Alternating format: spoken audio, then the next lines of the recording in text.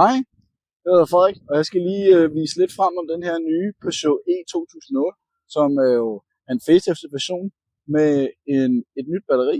Det vil sige, det er et 56 kW batteri, som giver 403 km rækkevidde i den her GT-version. Den har 156 heste, og den lader fra 0 til 80 procent på cirka 30 minutter. Så det her det er altså en bil, som langt de fleste kan bruge, og nu vil jeg egentlig lige vise den frem indenfor.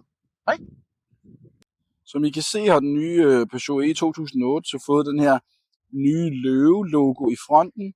Den er med de her fuld LED forlygter med de her tre klør ned ad siden. Det her er en GT-version, som jeg viser frem. Kommer med 17 tommer alufælge, som I ser her. En fed, sort, aerodynamisk alufælge. Så kommer vi lige om bagved her.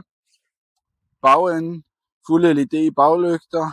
Et lille GT-logo her, og så et diskret E2008-logo. Og lad os lige kigge indenfor i den. Nøglen, det er den her Peugeot-nøgle, som I kender. Og det er sådan med E2008, at den har keyless go, det vil sige, når man går hen til bilen, så låser den op.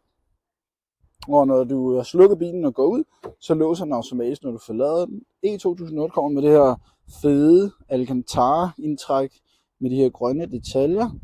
Og selvfølgelig med massage i sæderne, elstol, og som I kender det, el på både for- og bagdøre, og selvfølgelig elektrisk justerbare sidespejle med varme. Inden i er der selvfølgelig også sket noget faceliftet på Peugeot E2008. Der er den her 10-tommer touchskærm i GT-versionen. Så er der 3D-skærmen her foran føreren, hvor man kan få alle informationer.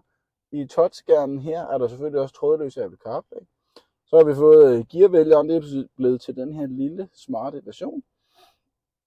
Og i GT, som vi er her, er der selvfølgelig også den her lille GT-emblem på rattet. Og som I kan se, kabinen, som den ser ud i Peugeot E2008.